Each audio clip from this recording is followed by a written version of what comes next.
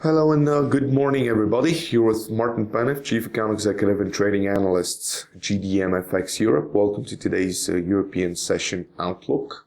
As usual, starting with a fast coverage on the main markets, starting with the U.S. markets. The Dow and the Nasdaq managed to recover 20 pips up for the Dow, 65 pips up for the Nasdaq. The Dixie Index is also gaining straight. The biggest mover on Friday was the dollar versus Japanese yen, 140 pips.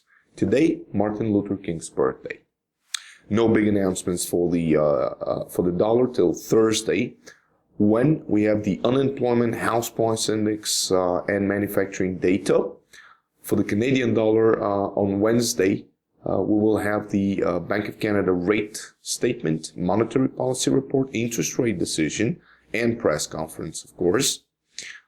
Basically, this week is going to be quite hectic in terms of central bankers. Moving along to European markets, the DAX 300 points up, the French CAC 40 110 points up on Friday. Mario Draghi is likely to announce a 550 billion euro bond purchase program this week, and won't skim too much on details, is what economists say. The median estimate for the size of the package tops 500 billion euros in models presented to officials this month. No major movements for the euro on Friday. The Swiss CPI already came out a little bit negative early this morning, and the ECB current account came lower than previous periods already. The construction outputs for the European area is coming in about half an hour. Thursday, the ECB monetary policy statement and press conference, interest rate decision as well.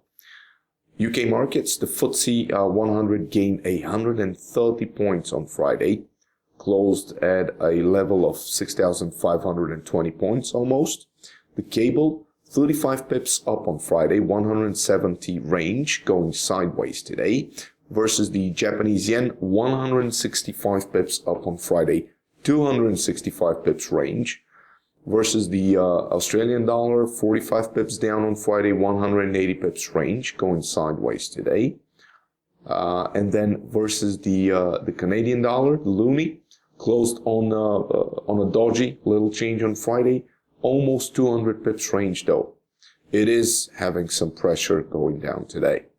For the week ahead, we have the Bank of England interest rate votes and hikes, minutes, Claimant Count Change, average earnings including and excluding bonuses, the Claimant Count Rate, the unemployment rate, public sector net borrowing, retail sales, and also retail sales excluding fuel, year-on-year indexes. The 30-year-old bond auction is due this week as well. Moving along to the Asian Pacific markets, the Japanese Nikkei 225 recovered about 55 points on Friday. The yen gained against all of its major counterparts, with the steepest rout in Chinese equities since 2007, driving the demands for the currency. Japan's currency approached a 3-month high against the euro as shares of Chinese brokerages slid after regulators took measures to rein in margin trading. The Swiss franc again fell against all of 16 major peers, following a surge last week after the central bank's decision to abandon the currency's cap versus the euro. The shared currency was little changed amid speculation that the European Central Bank will announce additional stimulus measures at a meeting in Davos this week. The New Zealand dollar, the Australian dollar versus the US dollar and the euro, very little changed last Friday. We saw the industrial production year-on-year and month-on-month in Japan with negative outcome for November, and the consumer confidence index with a positive outlook. For the week ahead, tomorrow, China's GDP press conference, retail sales, industrial production, urban investments indicator.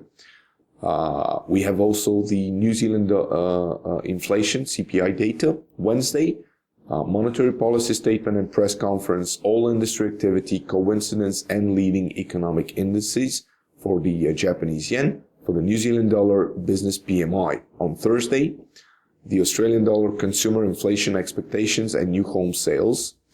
And then the same day, we have the Bank of Japan monthly economic survey and foreign bond and stock advancements.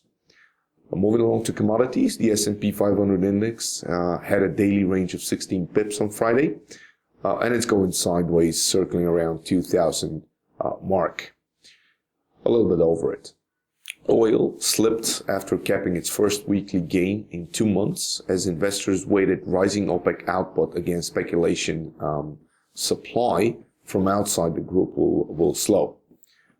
Iraq is pumping crude at a record pace and will continue to boost exports this year amidst a global market glut that has pushed prices down. Oil Minister Adel Abdul Mahdi is the one who said that. Basically, we had a little bit of a conflict there between the Saudis and the Iraqis. What we have here is also the National Bank of the Swiss National Bank surprise policy decision basically moved the gold prices as well. Gold had almost $30 range on Friday, which is about 4 months high. We are looking for the prices to stabilize this week amid the expectations of all of the central bankers' announcements. Very, very interesting week is what we're waiting from tomorrow ahead. Thank you very much for your time today. That was all from me. Cheers. I wish you a successful trading day. Bye-bye.